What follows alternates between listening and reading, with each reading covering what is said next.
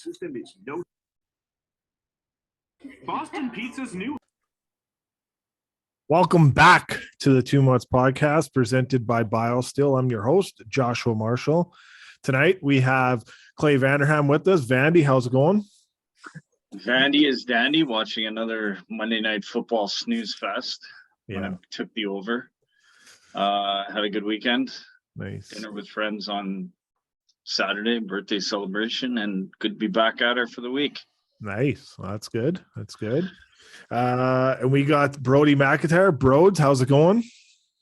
It's going well, boys. I'm not looking forward to going outside the next couple days, but other than that, life's pretty good. Oh, she's a freezing here. So Oh my god, yeah. Yeah, not good. Minus, what is it? Minus 37 it's going to be tonight with the wind. Oh my god. Yeah, not good. Not good. And live from Kitimat, British Columbia, where his hometown is, we got Jake Baker back with us. Bakes, how's it going?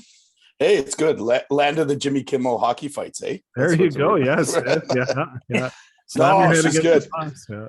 Was that video really from Kitimat? Yeah, for sure. It was right in the rink. Yeah, they have a decent arena here, but yeah, it was the men's night. My cousin's actually playing for them now, or the men's team, whatever. I don't know what league it is, but they're the men's team. But it was apparently during the game, and yeah, I don't know what they're doing. Things are good here. Got another week left, and then 3 weeks off for Christmas, and then busy.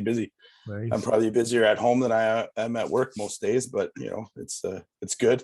Yeah. Hanging with family. Got a hockey tournament down in Calgary for the kid, and next week, so should be busy. Are you a weekend, Bakes, or are you staying right till Christmas? No, I'm a weekend. I would have probably stayed an extra week, but we're at 21. But kids got a tournament down in Calgary, Okotoks actually, and staying at the Shaughnessy again. It's like 5 years in a row. I think I stayed at that hotel. Kid says, "Oh, I love it. Yeah, of course you do, because you can run wild and they don't care. So no, it's good. Nice. Parents are gonna have some fun. Yeah, and it has a pool. He actually got a concussion there, like 3 years ago. I want to say, because there was a bunch of kids going down the pool, and I said, "Guys, get out of the way." And there's like a 16-year-old kid or somebody's older brother. He took it right in the face, foot right in the face.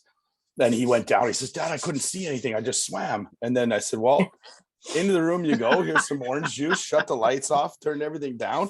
And the next day, he played like 15 minutes into the game. He says, "I got a headache," and then we pulled him out. And I'm like, "Oh, this is bad." He ended up playing the next game, but yeah, he remembers the pool for getting kicked in the face, but.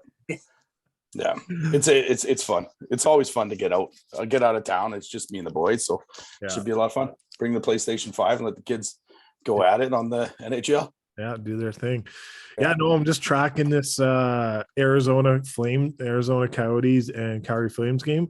This little bump for us, the most amount of players in one game that are alumni Mutts, as Vandy likes to say, the alumni Mutts.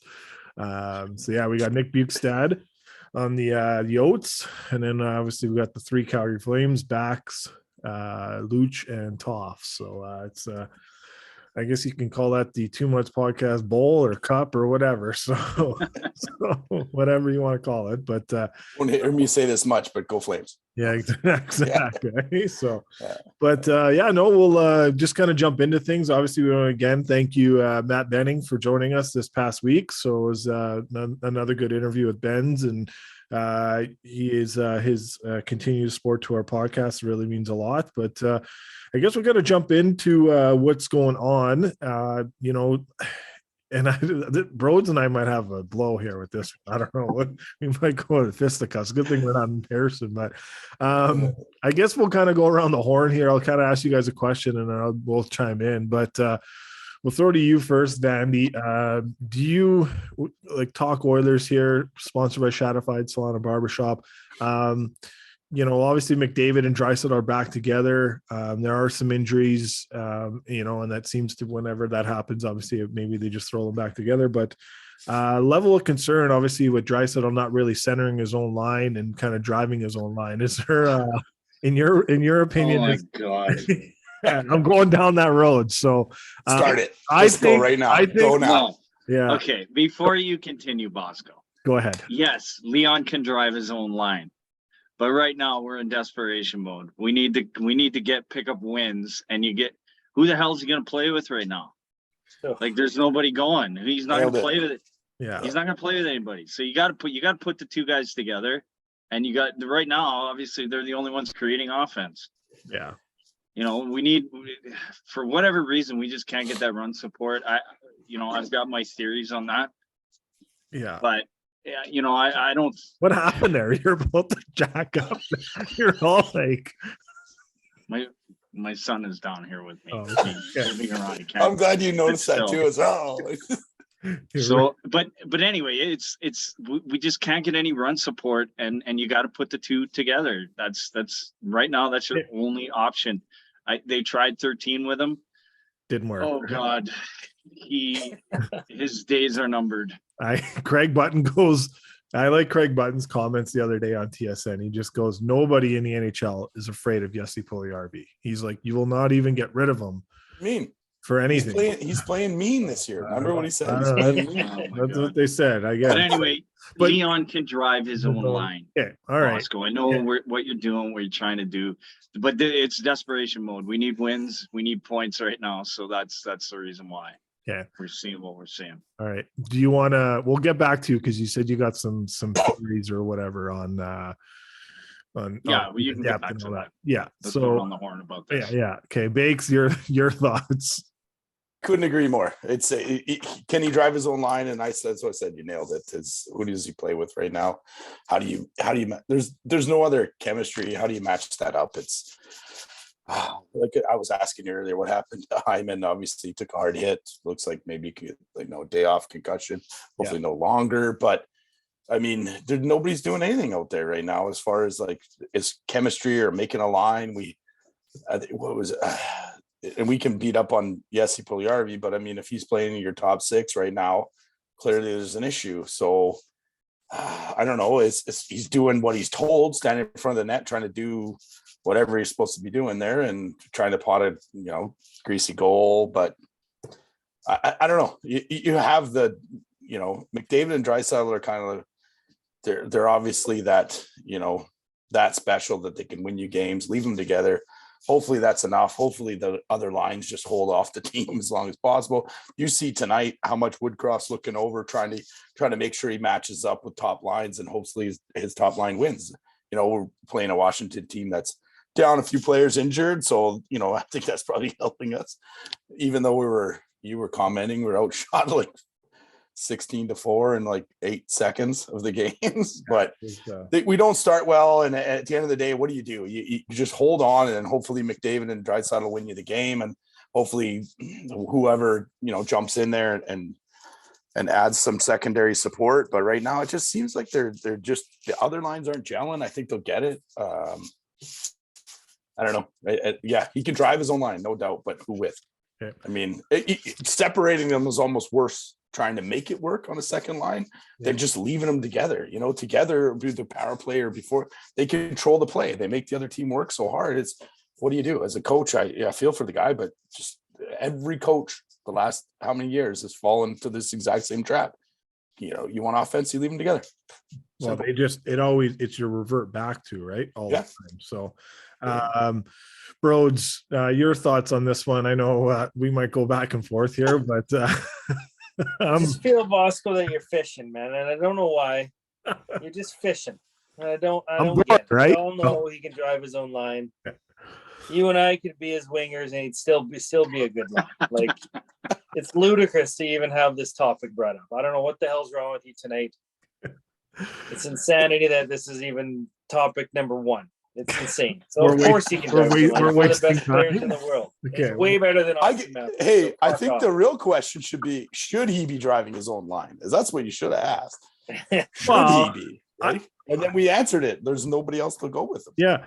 So, but before certain people, not on this podcast, but other people on other networks and that have joined this podcast. We put it in our internal group chat, and Stoff said it. The Oilers have the best top 5 forwards in the NHL. That's what that's Stoffer's opinion. But we kind of went around the horn on our inner group chat. And we kind of questioned, there's some other teams that have some good chemistry there, or some other players. But obviously, you have Draisaitl and McDavid. it seems to me when things don't go right, it's the easy fix to put them back together. And I think if you're ever going to win a Stanley Cup in this city, they need to be separated. And like continue. It's the depth. It doesn't make good for good podcast for all of us to agree. I will disagree on this one. I'm just gonna say, like, I want to see him more, and he has shown it in glimpses, but not in a whole, full sample size. I think at times, like, he gets all his cookies on the power play, and anytime he goes through this drought, which he was going through a drought. We all got to admit there was a drought there. He had to go right back to McDavid. And Jay Woodcroft was like very adamant when he came in here that he was never going to do that. And then he did it. And he did it in the playoffs. I understand why he had to do it in the playoffs because Draisaitl was playing on one leg. But look at the amount of points he put up too.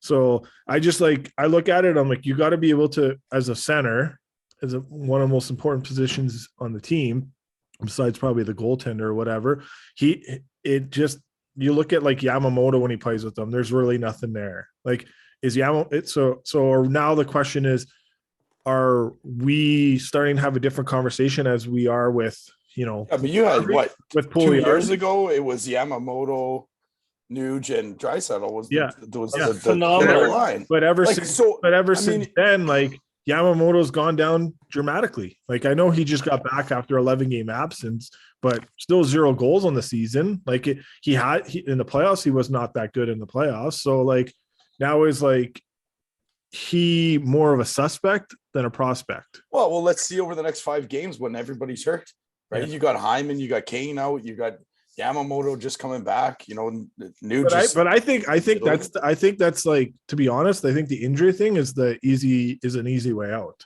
because injuries happen along the game, look at Washington. Yeah, but it also it says a lot about it says a lot about it exposes the lack of your depth that you have. Look at Toronto. Look at Holloway's not taking the step we thought he would. No, he's not. But you called that before the season started, though. I agree. I did. Step. He shouldn't even be here. Yeah, no, he shouldn't. 100%. Too fast for him right now. Yeah, it's too fast for him. I'll point this out. I won't take credit for this. My buddy Walkus Khan on Twitter, him and I were going back and forth. He goes, the biggest problem with this team is that there's too many forwards that know they're going to be in the lineup every single night. So there's no complacency. Exactly. Like, I said it in the chat. The inmates right now, the inmates are running the asylum. Yeah. They need somebody to come in there and hammer shit down. Yeah. And not, I don't know if McDavid or Draisaitl are making calls that, look, we got to play 2 minutes on the power play and this, that, the other thing. Jason Chimera said it. Yeah. These kids, these bottom 6 need to play. They do, and we got to give them some ice time.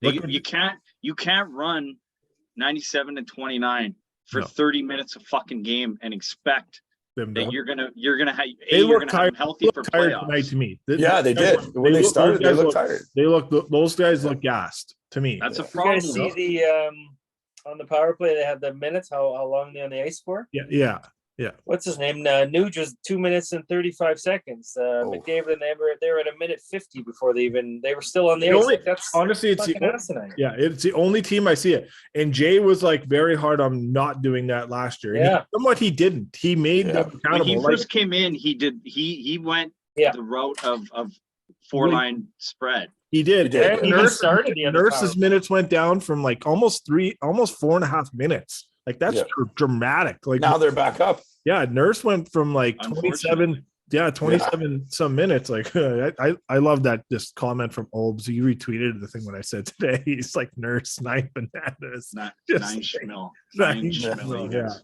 That's $9 million. So what is it, boys? Is it that he comes in, he's going to be the new fresh blood, he's going to cut back ice time, do this, do that, and all of a sudden things don't go well, and he's just like, okay, boys, you go out there as long as you want. I think it's easy as your best player. You got to get him out. They go on a little bit of a run, and right now they're like, as a coach, as a team, they're feeling the pressure of not, I wouldn't say they'd be top in the West right now, the way they're playing. They had a tough schedule to start the season, but if they go on like a 4 or 5 game, win streak where it's like, okay, now we, maybe the pressure's off. You can start playing Holloway in different positions, giving these guys the opportunity. Right now, it's like the crushing pressure of the Canadian market in Edmonton. And you lose tonight, it's what's going on? And we're all. I mean, I'm guilty of it. I'm like, if they go down 3 goals, I'm like, I don't even watch, man. What's going on? You're not playing the positions. They look totally out of sync, and then all of a sudden, for 4 minutes, they play like they're should be playing, and you're like, oh, there's the Oilers, and they come back. Maybe they lose, whatever, in the end. But a lot of the games you watch, it's they're chasing the game the whole time. If they can get up a few games, maybe 3-4 game win streak, and they can start to give those guys. They did have and that was the thing is go into another conversation. They did have a 3-game win streak, and Jack Campbell sold his sheets again. Yeah, he gave it right back, and the momentum that they had lost. Then Skinner went back in. Skinner's on a 3-game win streak himself. The Nets. Any Edmonton fan can attest. These guys do not play good when the goalie shits the bed. No, it's the same team. I know no team does, but yeah, it's true. But I mean, like one bad goal, and it's like listen, right is Jack? I don't know. We can beat this horse till it's even more dead. Jack Campbell's not an issue. Goaltending is not an issue on this team. So you're very set on that, Vandy. Then so you don't 100%. I think there was a coaching mistake. I think you had an opportunity to play Jack Campbell against Chicago and go with Skinner against Minnesota. Yeah. If that was your guaranteed loss or whatever, you go with Jack Campbell. You let him find his game in a controlled environment where you can probably handle Chicago. Give Jack Campbell those looks. Give him that game, and you go with Skinner against Minnesota if he's your goal guy right now. Yeah. Anyway, the past is the past. I think right now the panic button is pushed because nobody saw Seattle coming. Nobody saw LA. Yeah. LA was going to be there, but now Seattle's thrown into the mix, and they're going, oh shit. And Calgary is in the same boat, man. Yeah. Like LA's it's not going to be Vegas, Edmonton, Calgary, Vegas, Calgary, Edmonton. Yeah. It's like LA's there, Seattle's there. Now you're like, oh, pressure cooker now. Yeah, exactly. And now Kane going down decimates this 100%. Changes the whole dynamic. We talked about this before, right? He changed the whole dynamic, and he changed the team coming into 100% the team last year. And we were very questionable on it. I wasn't really sold on it, but he came in and. To date, he's been nothing but the player that you would expect the player to be. He's been a professional. Yeah. There's no noise about him off ice. He's done everything on the ice. He's brought swagger to this team. He's brought more of an identity to this team. He's brought a lively crowd at this arena that sometimes can be a library. He's brought that crowd up a little bit more. So to my point I was making, it's not necessarily the goalie. And what I'm saying is the team. Yeah. I feel like they get deflated easily when there's one bad goal and you see like, hey, Dreisaitl's kind of the worst for it. And I got a kid. Body language. The same shit. And I tell him after every game, I said, you can't be that way. You can't shrug your shoulders and look down. Use that energy, go out there and do it. But when he has like Draisaitl is 100% body language. I feel like an 11-year-old, I'm trying to teach him. You can't be like that because everybody else gets down. Mm-hmm. Like, get out there, show your spirit. Like, you want to be mad, get mad. Go out there. Don't take a stupid penalty, but skate harder, play harder. That's what it's not. Don't have your, this sucks. Life sucks, right? Like, you can't go out there doing that. And that sometimes I think Draisaitl takes a lot of heat for that. But we're fans. We watch it on TV. And it's like it almost feels like the whole team feels that energy when it's stupid goal goes in, right?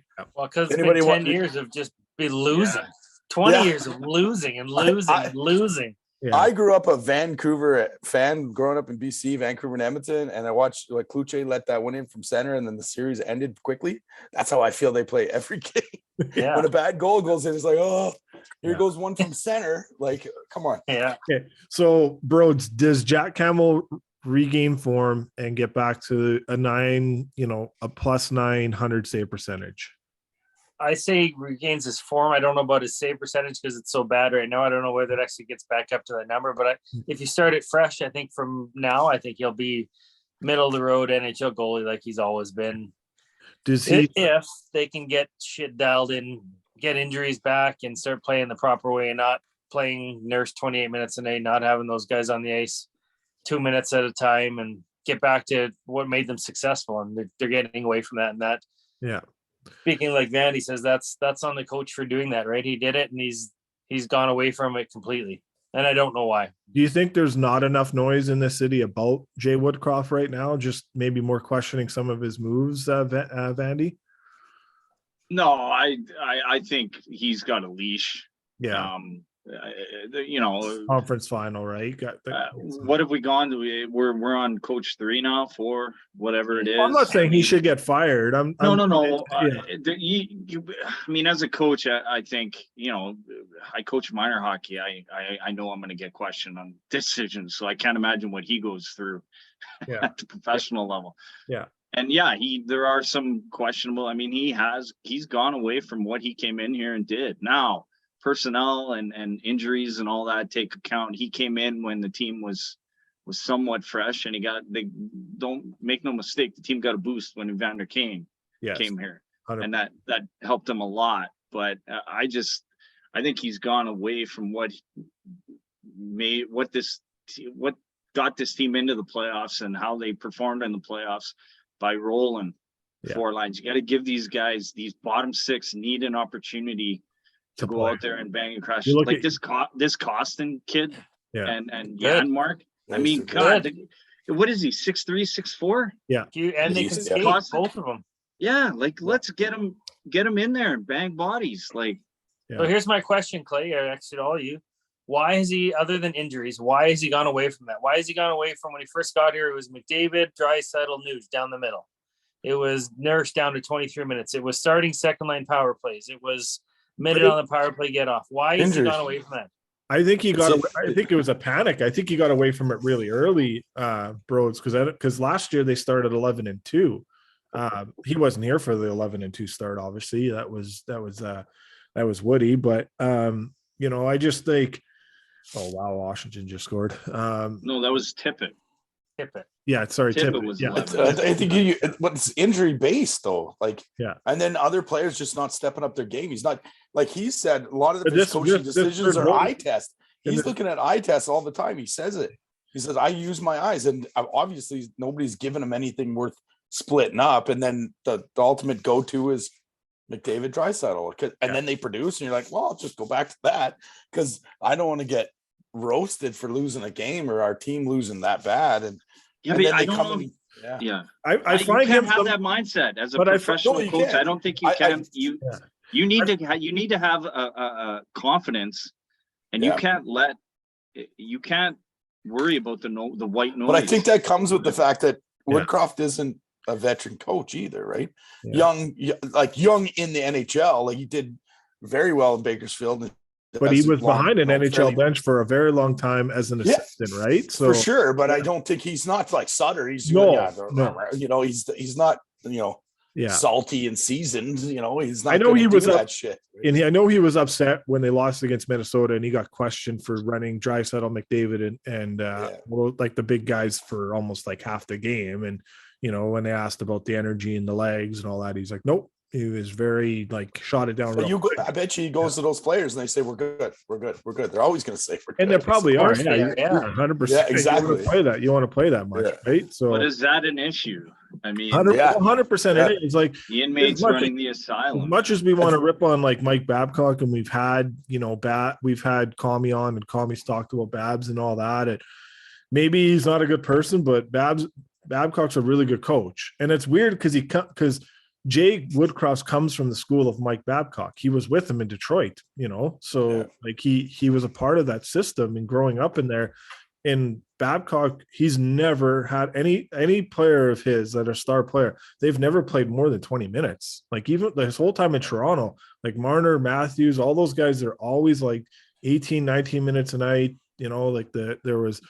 The power play units was separate too. Obviously, at the time he had Kadri and Nylander, so Nylander and Kadri ran one side of the power play, and then Marner and Matthews ran the other. So, but you're just never out there. I don't know. You don't really get much energy. We talked about it at nauseum here. Look at the Brent Sutter. It's 30, 45 second shifts every night. You talked to Toffoli, Luch, backs Well, I think he standard, right? So Listen, If you're a Washington's. Go Sorry, ahead, Blake. bro. Go. if go, you're a bro. third or fourth line forward, how are you possibly supposed to get going? you How are can. you supposed to get some feeling good about yourself if you're sitting on the bench watching these guys? The coach would rather have them out minute 50 into a power play than put you on the ice. If you're Yeah. playing 6 minutes a night, you're playing 8 minutes a night. How are you possibly supposed to get out of your funk? It's Yeah. not possible. You And can. you feel worthless, right? You have no value, or you Yeah. feel like you have no value. Look at Daniel. You just mentioned Vandy, the Seattle Kraken. Look at Daniel Sprung, fourth line right winger for the Seattle Kraken. He's a point per game player for them. You know, plays on the power. Right? Yeah. He plays 11 minutes a night. He gets second power play time, but skilled player. I think you're right. Woodcroft goes back to what he said he would do. Tell him, look, you're getting 20 and make it work. Yeah. If you're getting not tired, obviously they're all tired. They all skate hard, but I think it's a rhythm thing. And then I think he's just got trapped into the pure talent of McDavid and Draisaitl. Where you're like, just put him out there because he's going to look what he's going to do. Fuck. Yeah, turns the video game mode on. He goes on turbo mode, and he said, and I think any coach is gonna the past coaches, very well respected coaches, have all fallen into the same trap of just get him out there, he'll do something crazy. Yeah.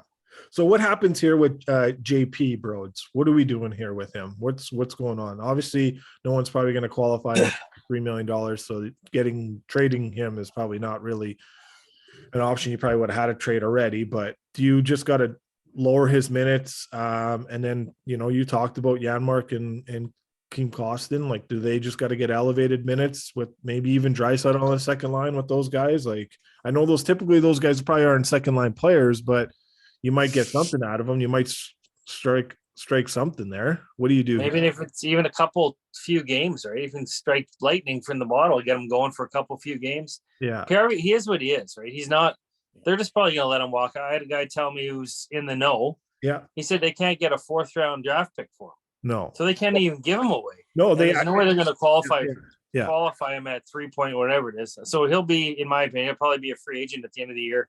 Yeah. And have to sign somewhere for minimum wage, or 1.3 or whatever he's going to get. Somebody will give him a shot, but he is what he is at this point, right? He's not getting any better. No. And we know you can't think the game, period. Yeah. And then I don't know, get your guys' thoughts on this. I kind of got this tipped off. I've been looking into this for a few days now, and I finally got some information before we jumped on tonight. So the Oilers were in on Ryan Reeves. Evander Kane and the leadership core, obviously we know it's well documented. Kane and Reeves don't like each other, but the Oilers were in on bringing him in, and that trade was not happening. The Oilers leadership group, from what I was told tonight, was not having that to bring him in. Again, it's a pretty good source, but it's it is what it is. We can comment on that, but just in general, the lack of toughness on this team, is that a concern for you, Vandy? Oh yeah, 100%. Yeah. And I think, look, at some point, you don't have to like the person you're playing with, or everybody talks. It's we love each other in the room, this, that, the other thing. It's not a love friendship love. It's a business and it's a workplace. You don't have to like or love the people you're with, but you respect the shit out of them and you play and work for them. Yeah. So the fact that, I think it goes back to this, what I'm saying is if Ryan Reeves can come in and help your team, then you need to make that trade. Yeah. And why the leadership group should not have a say. Yeah. This is what's fucking happening. Yeah. And you guys deal with it and be men about it.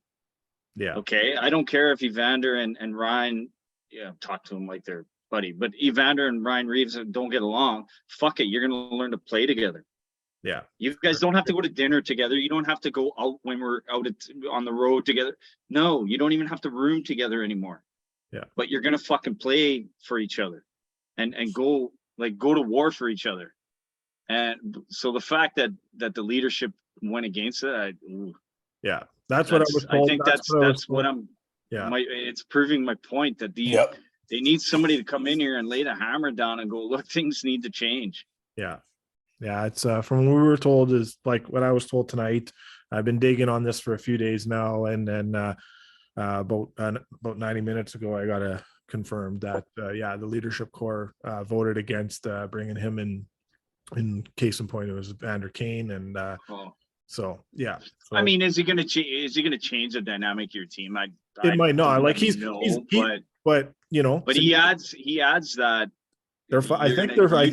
Leon and Connor, and you're gonna pay. Yeah. Right. Well, you look at like Reeves got a couple assists the other night. I think they're 4-1 with him. They've won 4 games in a row. I'm sure Krill loves it. Yeah, they had Nick Deloria. They had Nick Deloria there not too long ago. Bill Guerin's. That team's really strong. The Oilers play them 2 more times in the next 2 weeks. So, it's going to be interesting. I don't know which Bakes, you haven't really chimed in yet on this one. What's your thoughts? Yeah, I think it's back what Vandy said. It's how much are they running the room? But I mean, you got to look at, I don't know if they had that much input. Is it a concern? I don't know. It's probably a little bit. I mean, they got to make, business decisions, but at the same time, what's your return on your investment? Do you're going to piss off the whole room just to get a guy that can punch out a guy once in a while? I don't know. Like, he's got other talents. Obviously, like you said, he's got a few assists the other night, and he's that strong player. He's kind of the guy we always wished Cassian would be, I guess. I don't know what Lucic did for us. Do they need that? The tough part is bringing somebody in like that and thinking they're going to spark the room. And you need somebody that would come in and do that, spark the room, but you don't want them to be somebody that the room doesn't listen to either. And kind of like, we didn't want this guy. I mean, like Josh, as you well know, our job is to try to keep, and even here on site is try to keep the best crews you can get. Yeah. You're not ultimately, I've tried to bring guys in that, knowing they're not going to fit. And I'll tell you right now, it blew up in my face. As much as I know they're good at what they do.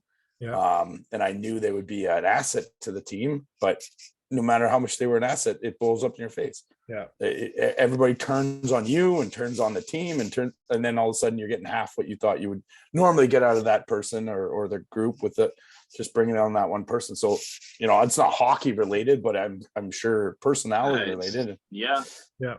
Yeah. It's all on one, man. Going a little off script, but I mean, I was reading stuff on Vancouver and the Brock Boser situation where it's not good. And they're talking about potentially lost the entire room. Boudreaux's not looking good right now, but it's management had to chime in there to make that decision. But there's a long backstory there, obviously, with Hockey Fights Cancer Night and all that stuff. But I mean, do you make that decision without realizing what it's going to do to your room? I know myself as a, I guess to the leader of 400 people. Every decision you make, you have to consider what effect that's going to have on every single one of them. So knowing that it's going to affect 90%, you don't do it, right? Yeah, and that was the thing is like to go to there, like Besser walked into that locker room and saw his name on the board. He wasn't playing. But it's to find out the board, and then after the game, when Bruce Boudreau did the press conference, they asked him about it, and he goes, "You know what? I made my decision last night, not knowing that tonight, Hockey Fights Cancer Night. Obviously, and everyone knows his dad had passed away from cancer, and Dakota Joshua had an injury in the morning, so whether." Whether or not, I don't know, like maybe someone rectified that issue, or, maybe the player itself said, "Hey, I'm not hurt, but I'm hurt," or whatever. To me, how does that affect the change room? No different than bringing somebody in that nobody's it does. You could definitely lose the room, especially, and it's weird because Bruce Boudreau is known as a player's coach. Like he loves his players really a lot. So, your thoughts on this, Broads, before we move on to some other things here? Well, it's Ryan Reeves. That's not like no, and I agree. He's got 0 goals on the year, and he's got a couple assists now, and whatnot. And he's a $1.7 million cap hit. It's not like he's a big dollar, but the lack of toughness is an issue. And we've had players and we've talked about this too. They are somewhat of an easy team to play against at times. There's some identity, and fighting has definitely moved away from the game itself. But, but sorry, go ahead, Broads. Well, he was healthy scratch there. He can't really skate very well anymore. He is what he is. Yeah. But they are missing that piece of being tough, and they say they have team toughness, which are obviously missing a bunch of that now. I would like him to be on the Oilers, to be honest, Ryan Reeves. It does, going back to what Clay says, though, like, who's running this? If that's the case, that the players are telling management, no, we don't want him, or yes, that's crazy to me. Yeah. And what I was told, I'll just give more context, is that Holland went to the players, went to the leadership core, went to Kane. It's been very well documented that both of them don't like each other on the ice, off the ice. They both have said their jabs and whatnot. But I was told that once they did, there could have been a trade had, and the trade, didn't go through because of the history between the both players. But anyways, again, I've been interrupted you, so go ahead, bro. That's okay, buddy. Don't worry. It's crazy that I get Holland asking the guys, but if that makes the team better, which I think it probably would, you've got a little bit of toughness. Everybody plays a little bit, couple inches taller, a few more pounds on them. To me, the Oilers are a better team. Even if they're playing Washington tonight and they know they have a game against them later in the season, they're still not going to fuck around. Even if Ryan Reeves isn't even playing, he's sitting up in the press box. They know that, oh boy, I might have to pay the piper here later. It might be February, it might be March, but I'm still going to have to pay. So, no, there will be not. Yeah. Well, but that also being said, Matha abusing Yamamoto tonight. Yes. Yeah. Yeah. I mean, that's exactly what you just said. Yeah. Bro. Hey, what if the trade was for Jesse Puljujarvi? How do you feel about that? Yeah. Who knows? Probably would have had to be to get the number up. Probably. Well, that's it. Well, now you're like, I don't care what the team says. Just get. Let's make the trade. Yeah.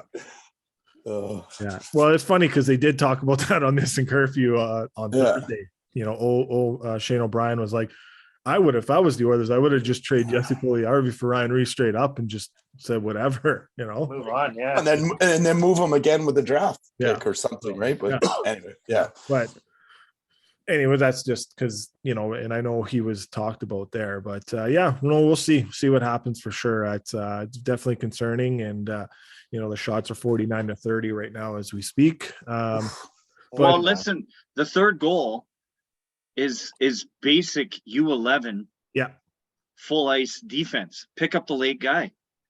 That guy had a breakaway and he back passed it. Line center. Three guys are going to the puck.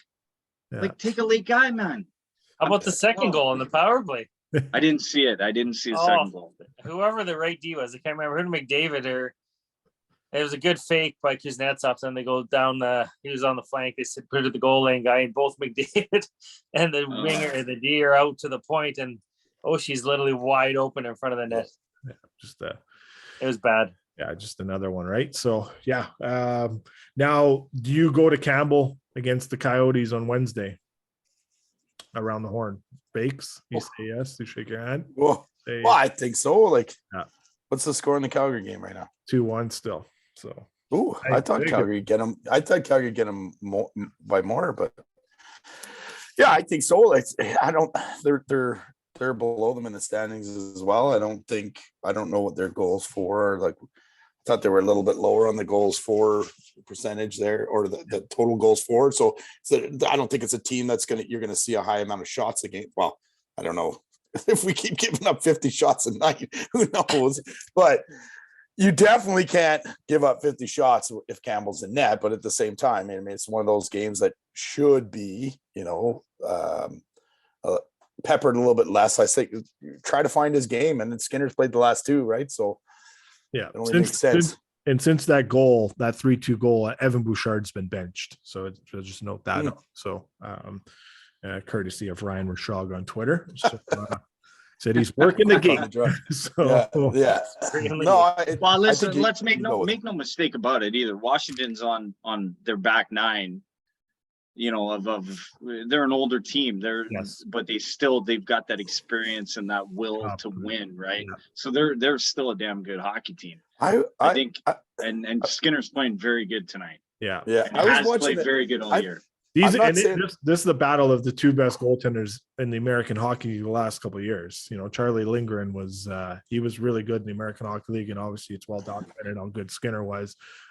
So this is maybe Bosco, but what's the average height and weight Washington versus Edmonton? Because there was one face-off I looked, and it looked like Edmonton was half the size of them. I know Ovechkin's a big guy. There was a line out there. I went, holy crap! It looks like kids playing against adults. Yeah, like they're a big team. Yeah, they're a big team, and they're missing. They're missing. Tom Wilson. But you talk about team toughness. I mean, you're playing against a team that's just going to lean on you all night, and just especially a little guy like Yamamoto. I know he's feisty, but I mean, his first game back, and I don't know. They just look small at times. So. All right, another 40. Campbell, yes. Go with Campbell. Go with Campbell, yes. No. Go with Skinner. Go with Skinner. Really, Broads. I thought you put Campbell. In the business of winning hockey games. And that is the easiest win. Go get the best goal in it, so you have the best chance to get your points. Yeah. And they'll have a day off tomorrow. I think they have the CBA mandated day off. So they should get get a full day's of rest in that time period. But all right, well, it was another 45 minutes of the team. That we'll see what happens here. Oilers are a very hot topic in this market for sure. We'll move on to the Calgary Flames. Nazem Kadri. This episode or this segment is sponsored by our friends at Marloop Barbershop in Calgary. Nick and his team helping us out on that one. Cads, he came out strong, but it's been a bit of a struggle, but he's got 2 assists in his last 2 games. What do you think is kind of wrong there, Broads, that you have seen? I don't know how many Flames games you've watched or highlights you've watched, but there's nothing wrong. He's Kadri. Yeah. He's going to end up with his points that he always ends up, and he's going to help that team be successful in the playoffs when it really matters. So regardless whether he's a little bit of a lull right now, I don't give a fuck, to be honest. He's an awesome hockey player, and he's gonna be there when it matters. Freaking Broads giving her, eh? Yeah. Vandy, your thoughts? Probably the same. I agree. He is what he is, right? He's going to be a 60, 70 point guy. To me, he played on an incredible Colorado team last year, and he's going to get his points where he's going to be effective is come playoff time. Yeah. And that, I mean, we've talked about this with Huberdeau and all them. They're trying to find players get traded, all that shit. Yeah. A lot of shit happens. He's been traded before, so he probably knows about it, but new system. It's not the Colorado run and gun, so to speak. So getting used to that, but no, he is what he is. I agree with Bro. And Bakes, your thoughts? Yeah, we're gonna go around the panel. It's the same thing. Yeah. I'm making. I think. I think you just like you said. It's run and gun in Colorado. There's not as much open ice where he can, get in spots. He'll get his points, but I think it's the same thing. I think Kadri's always kind of been up and down. Yeah, last year was his best year he ever had, but that was a very, very deep Colorado team, right? Yeah, and obviously gets paid for it. I mean, but I think you get what you get in Kadri, and I think, like you said, in the playoffs when things get a little bit meaner, less calls being made, he could start to, as long as he doesn't cross the line again. Being Bosco knows all about it from Toronto, right? But but I mean, that's what he brings. He brings that we talked about earlier, team toughness. That he's going to bring that. Intangible in the playoffs, and that's people said it that are Oilers fans. We don't want to play in the first round, and that's why. Yeah, game will get tougher, but he'll get his points. No concern there for sure. Yeah. I don't think anybody. Well, looking at it from the trade perspective, I don't think anybody would ever think that he was going to put up the same thing he did in Colorado. I mean, you'd be crazy to think that. Yeah, exactly. Yeah, and then it's kind of the same thing going in net there. We don't really need to go too far in depth in that one because Vladar's and net, obviously that and Jacob Chikrin just tied it up, so it's 2-2 in Calgary. So and since he's been back, he's been really, really good, so his stock value is high, and there is a lot of scouts and a lot of executives in Calgary watching that game tonight. The list of the list of teams that are watching him play tonight is. Hey, how about Markstrom coming out and saying he sucks? Yeah, just Beautiful. owning Like, up just to own it. Yeah, Just own it. I just suck at hockey right now, right? So, but we talked about this a couple pods ago about the mental game and about the psychology of an NHL player and how. No, it wasn't on the pod. It was in our chat. Yeah. And how, coming on podcasts like ours, it may help give a little pep in their step, right? Give them a little bit of like they're wanted, and because it could make no mistake, these guys are professionals and they're, the highest performing athletes in their craft, but they're still human beings, man. Yeah. They still go home, and it's as much as family will always support you. Yeah. And they'll always have your back. You're in a bubble, and the loneliness that some of these guys might feel. Not saying that's what Markstrom feels or anything. No, but he is away from home. But the loneliness that my God, I've got the weight of the city on my shoulder. And I'm not sympathizing or empathizing with these guys make good money and but I mean, man, it's must be tough to when you're struggling in a market where you're covered 24/7 and like you can't even go. It's not like we can go to latitude 54 and have chicken fingers, right? You know what I mean? But these guys, like, they got nowhere to go. Like they can't go out in public. No, maybe getting chastised. Like it's got to be hard. And the weight of the world. The weight of the world every day on your shoulders. I was talking to an agent about 3 weeks ago, and he had to go on. He's a guy. I'm like, well, how long are you? I was in Calgary. How long are you here for? I have to leave tonight because I have to run down to. Won't tell you where, but going to run down to visit a client who was struggling because I'm like, this is an NHL hockey player who's awesome. Yes. And in his world, he's fucking terrible. And he has to run down there for emergency meeting and basically hug him and tell him, don't worry, you're good. You're awesome. It's all good. Everything will be okay. Like he's a child. I'm like, and that's an NHL hockey player and a good one. Yes. Yeah. Right. So they struggle too. Oh, they do. Yeah, I think numerous times on this podcast we talked about mental health and the struggles people have. It doesn't matter how much money's in your bank account, right? At the end of the day, we're all vulnerable. I mean, think about it this way: there's a reason they got to the NHL. It's because they worked hard to do it, and they're in their head every day. They're probably the toughest person on themselves. It doesn't matter what anybody says to them. Yeah, to be good at what you do, you have to be super hard on yourself. Yeah. So when you don't put up whatever your expected goals for the year are, you play a couple of years in the season, you think you're a 20 goal, 50 point guy. And then all of a sudden you're 25 games in, you got 2 points, man, that would just, I don't care. I think sports is like, it's magnified by so much because every stat and everything, our jobs, if we were statistic every quarter and what we do, I'm having a bad quarter. I'm not doing what I'm supposed to do. You feel like, am I getting fired? What's going on? I mean, I think even everybody who works feels that way. And these people are on a spotlight every day. And like I said, talked about a lot with Rudy and everybody, the mental health side of it is they are 100%. They're human. And and I think we all have to emphasize or sympathize with them a little bit, but it's easy not to when you look at the zeros in the bank account. But at the same time, I mean, they're in the public eye every day, and you can understand why people struggle. And superstars are a dime a dozen, and that's why, right? It's hard to be on top. Imagine you're talking about your quarter. Imagine you going to work the week before your big boss man's going to look down and you see a newspaper clipping. Bakes down 12% in August. Yeah. Turn on Twitter. Bakes down another 11%. I've had meetings like that. Brutal, man. I've had situations where like that. Like, I'm done. Yeah, I'm done. And you can be as successful as you want, and you still question everything you do. One little mistake, and you're like, wow, man, what did I do there? Yeah, it's a tough one for sure. Yeah, we'll see what happens. It's obviously been a theme here with the goaltenders in the NHL. Shesterkin, he even came out about last week, I think it was. He says goalie was shit, and they're like, "What do you mean?" He's Shesterkin. Yeah, that's the guy that won. He won the Vezina last year, and he just said goalie was shit.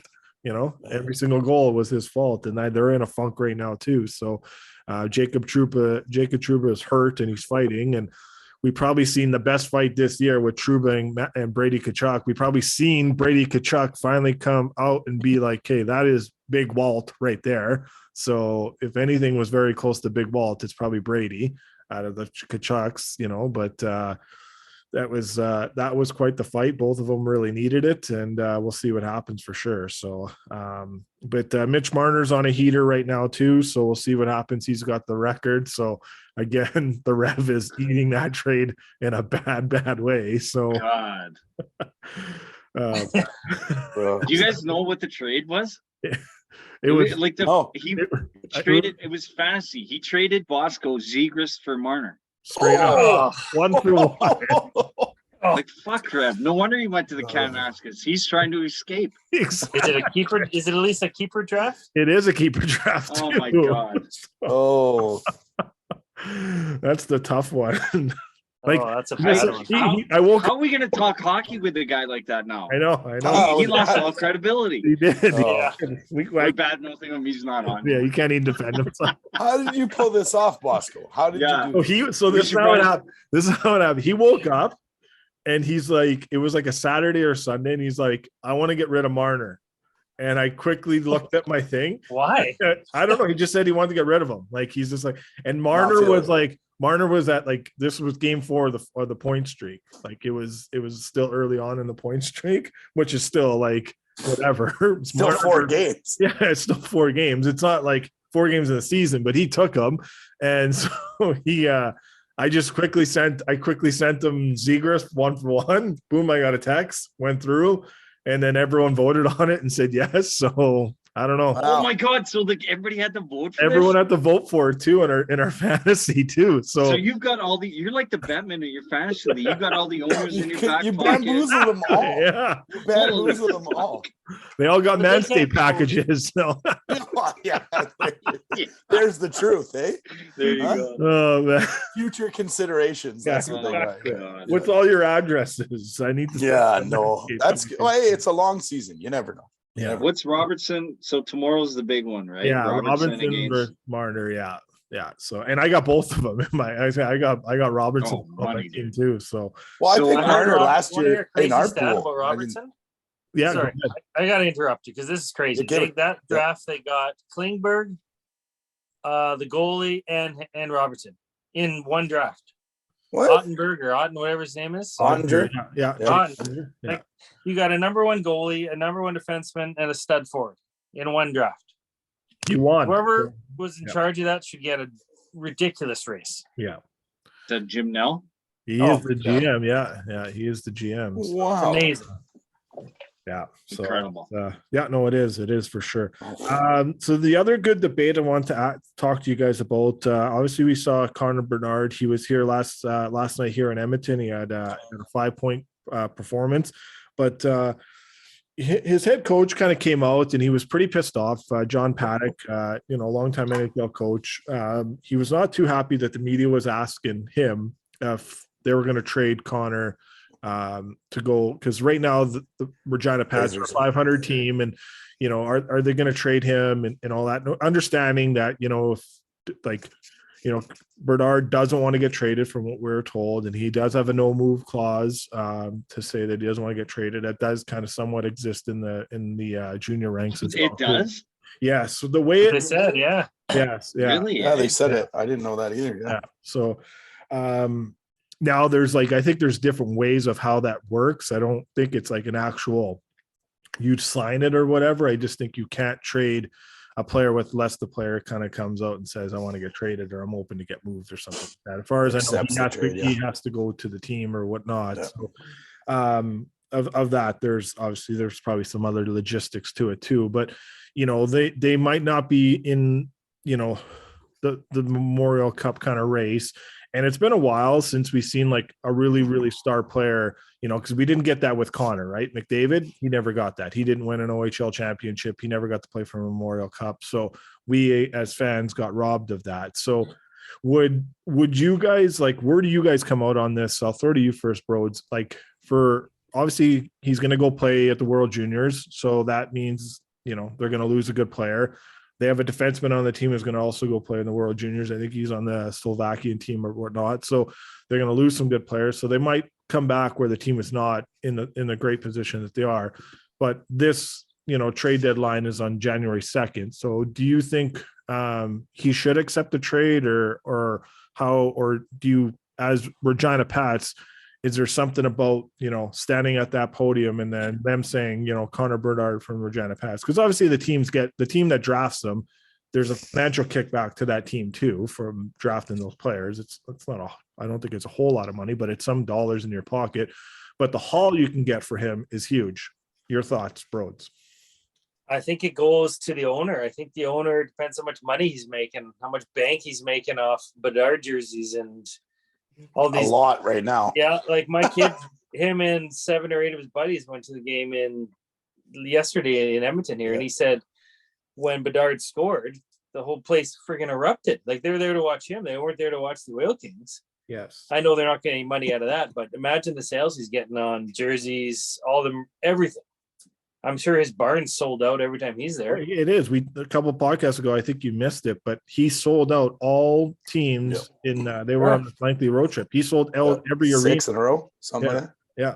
So I assume the owner enjoys that, making lots of money. I mean, it's in a business you're probably not making a lot of money in Regina, or maybe you are. I don't know, but you're right. You can set the franchise up for years, right? Imagine what they'd get. They'd get all sorts of first-round picks. You get the best young hockey players, anybody they wanted, really. So I'd be all for trading him, to be honest. But apparently, according to John Paddock, who looked terrible, by the way, he looked like he's been on a bender for about 20 years. Yeah.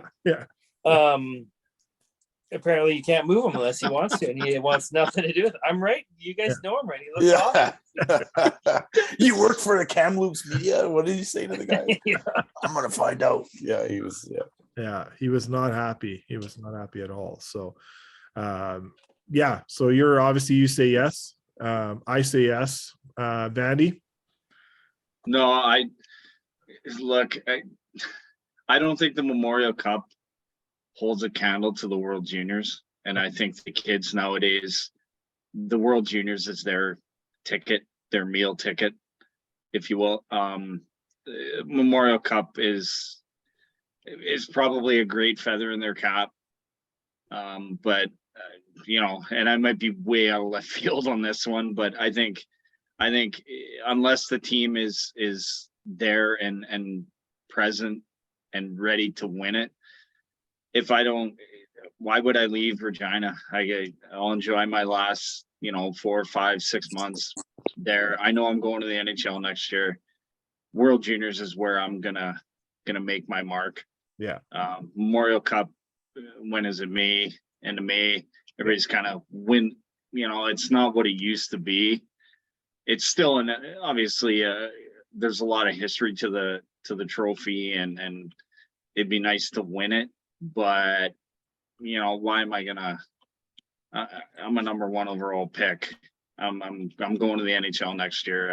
I want to stay with the team and with the families, the Billet family, all that stuff that took me. Why would I'm going to the World Juniors. I want to win gold for my country. I think that's where the mindset is for. And again, I might be totally wrong, but no, that's fair. I like that, Clay. I like that take. I like that. It's a good one for sure. Bakes, your thoughts?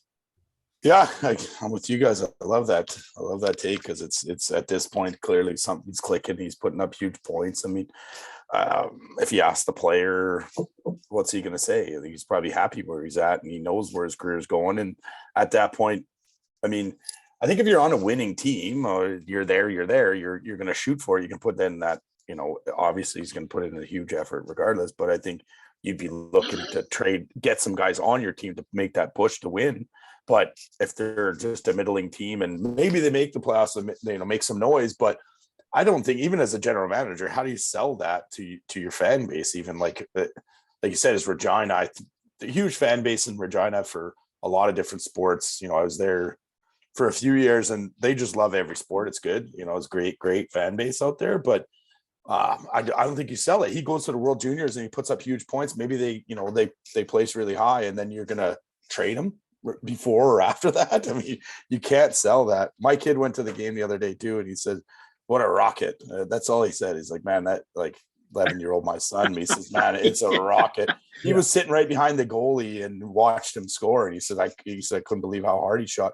And he was one of the fastest players on the ice. Every time he touched the puck, he looked like the fastest player. And his career, he knows where he's going with his career, and I don't think winning any championship at that level, is going to really matter that much to him, honestly. And if you said it's about the business, they're not going to trade him. It's like you can't. Yeah. So no, we'll see how that shakes out for sure. It's just definitely something interesting to watch. There's hey, can we put a congratulations to Brody and Dee on an anniversary recently, and the signing of a 2 months pup. Yeah, pup. Signing with the ice. Yes. That was pretty Congrats, my man. Awesome. Yeah. Buddy. He's a pumped kid. Yeah, they've gone through a lot of shit in the last couple of weeks. It's good to get some good news. Positive news for him. It was good. Good. Perfect. And that was obviously Turner McIntyre signing a standard player agreement with the Winnipeg Ice. So how excited is he, and how excited are you guys, Broads? That was pretty cool, man. Yeah, it was a pretty cool moment for him. He was kind of down in the dumps for a bit there with the way his life's been happening, but little positive news and get him back rolling. Doesn't mean anything, right? He can go, still has to go make the team next year and everything, but definitely a good step in the right direction for him. And he was over them, and he was like a little kid when I was talking to him, right? So that was good to see. Still a kid, right? Yeah. Probably is he back in Red Deer? He's back in Red Deer now. Yeah, he's actually coming up tomorrow. He's got to go see the surgeon tomorrow, but gonna have a boost of motivation, though, eh? Are you exactly? Yeah. Are you his agent, Broads? Oh yeah, I wish. Yeah. Yeah. Broads is 4% of nothing is still nothing. Yeah. Exactly. So, no, that's awesome, man. No, that's and I apologize for leaving that out. It's good catch there by Vandy. We obviously tweeted it out, but no, a good little moment there, and a Mutts pup, because all the kids were on that one episode a couple of years ago. That's right. Yeah. So all shared their World Junior moment, and that was a fun pod. We might have to do that again. We got to do that again, man. I was going to say, we should do get all the kids on. Yeah, we should do that. Get Base's kids and yeah. So did you see what I posted? The bake? Yeah, he was all jacked on the gram there, eh? So yeah, he said the baker is baking, and I said I'm gonna say that every time I make a birdie putt on when I'm golfing, especially for money. I'm gonna tell who's baking now. Yeah. So we'll finish up on this. We'll throw it to the coach first, the head coach, Vandy, and we'll go around the horn. But Rick Bowness says he is not a babysitter. So obviously he's referring to the slow starts that the Winnipeg Jets have had. As a head coach, Vans, your thoughts on that comment? But our head coach is babysitters. So. No. Dude, I coach U11 and U15. I'm not a babysitter. I'm not their mother. I'm not their father. Yeah. I am of two of them. Yes. But I'm not in the dressing room. No, you're not a babysitter. Yeah. You take care of you clean up your own shit. You be ready. The dressing room is your sanctuary. You take care of it. You make sure that everybody is held accountable. Yes. And by that, I mean, here's where I kind of make my mistakes is I talk to my U15s and U11s kind of the same, because I'll usually be running from one practice to another, and then I'll forget, and then I'll be like, God, I got to explain A, what sanctuary means, B, what U11, like for U11 kids are like, what do you mean get prepared? So then I got to explain getting prepared. And so, but no, man, you're not babysitting. Okay. You're preparing them for a sporting game, And it's agree. Up to them to get each other prepared. And for my U11s, I expect them to just get fired up and get ready to go. My U15s, they're a little more mature. They need to really talk to each other and talk about a game plan. U11 just go out there and they're fired up. They just want to hit the ice, right? Yeah. No, you're not a babysitter at all. Love that. No, it's true, because you should be, when that puck drops, you got to be ready. It's just like You got to be you got to be ready at the NHL level. Yes. The minute you walk in with your coffee. Oh yeah. Hours before, yeah. Or your pregame skate. Yeah. You know, bro, you've been on behind the bench. You've helped out. You've coached that. Your thoughts on kind of Rick Bonus's comments there, and I agree with it. But you know, another thing that we'll probably all agree on here. But interesting comments for sure. And he's bang on, right? Like he's got them prepared with what systems they need to play, what move they're going to do on this power play, what this guy's going to do when he comes down the left wing. They got all the video to show them everything that they need to know to go be successful. It's up to them whether they want to show up or not. The fact that they haven't, like the Oilers, is crazy to me. I don't know how you can't come out and be ready to pay. You're getting paid millions of dollars. Just get out there and do something. Mm-hmm. And I always tell the kids, like, if you're nervous or you're not feeling the best, just go out and get engaged the first shift, right? Just do something, dump a puck in and go hit somebody. Or if you're a defenseman, just stand up on a guy or just make a nice crisp pass or whatever. Do something that it doesn't have to be a goal. Yeah. Do something to get engaged in the game right out of the gates. Yeah. Perfect. All right. Bakes, I guess your final thoughts on that. I haven't been given the opportunity to coach my kid yet. I work out of town most of the time, but I love that somebody gets to babysit him for an hour and a half. No, I'm just kidding.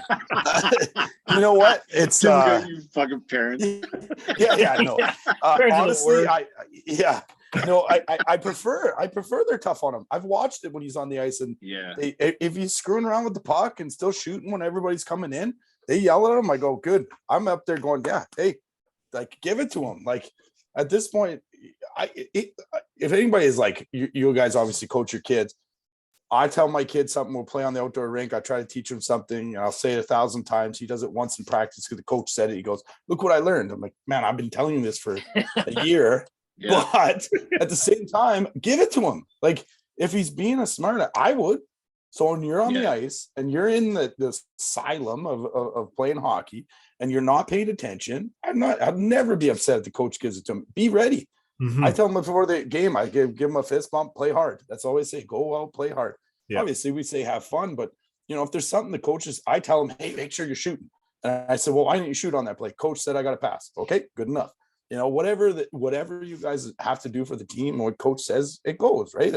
But if you got to be hard on the kids, 100%, you're not the babysitter. Like, even at U11, whatever, tier 4, it's like, go out and play for each other.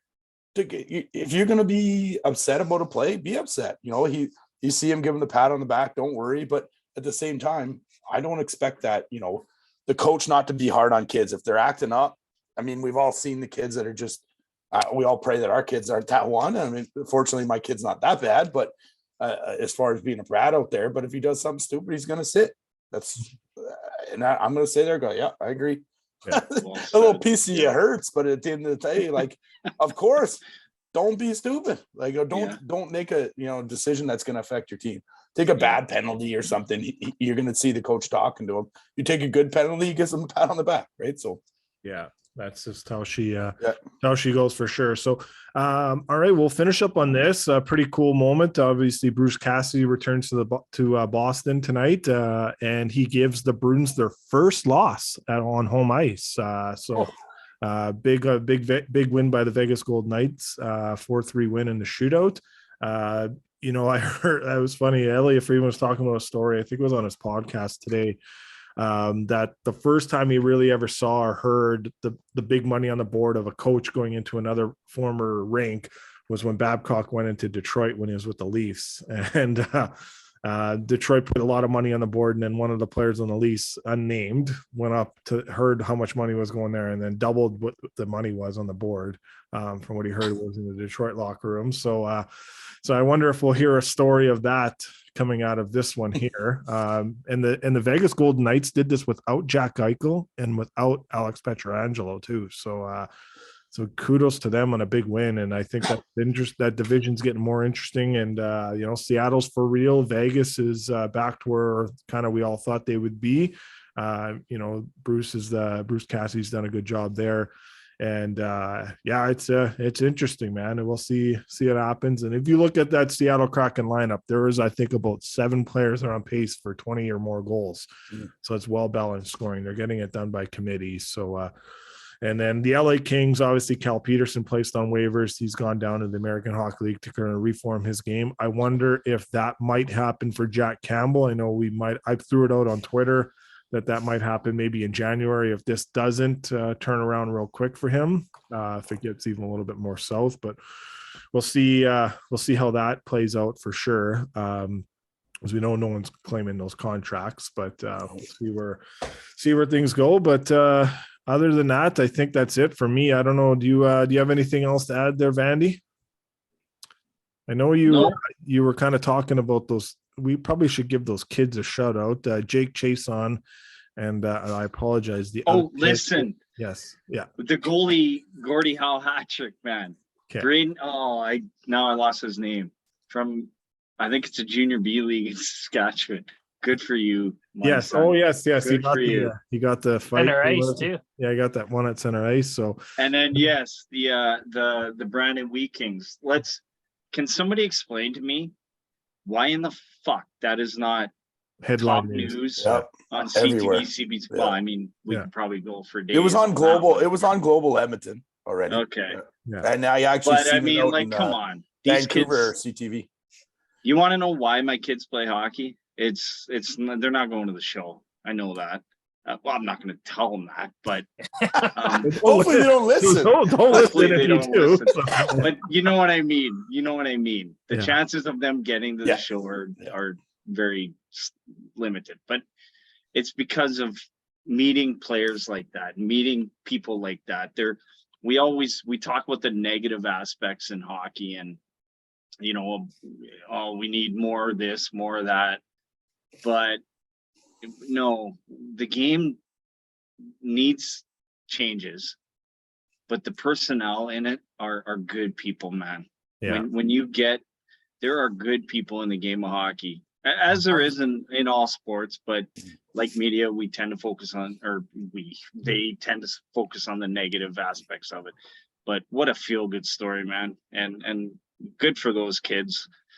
And I'm positive there's stories like that every week where I follow the Yorkton Terriers and Ruptash's nephew Dylan's First hat playing trick for the other him. day. Yeah, first Hattie too, right? That's pretty cool. 3 sirens, yeah. I forgot about that. God. Yeah. But yeah, I mean, there's good stuff, feel good stories. Those kids are constantly doing community work in the small towns that they work at or that they play in, right? Yeah. And if they're not going to school, they're doing community, something in the school. Yeah. And we need to talk about that more. And I think that's a good way to end the pod, is definitely for something like that. It's nice. Yeah, we need to bring those stories into highlights. It's not every day they're saving a guy off a bridge from jumping, but but they all do it. I mean, Beaumont's they're doing the food drive right now for work. Christmas. They're doing the food drive for Christmas. Thing, like, man. yeah. Like, talk about that stuff, right? There is a lot of. I love that. Yeah. Couldn't add anything to that. Our kids are, like, we're doing food banks, and your kids and Brody, with the Raiders and probably more what Turner's doing in Red Deer with his team. They do tons of community work, and that's not talked about enough. We tend to focus on the negative, but anyway, that's it for me, at least. You guys go ahead. No, I think that's a good way to end. I don't really have anything else to add. It's over. Perfect. It's over.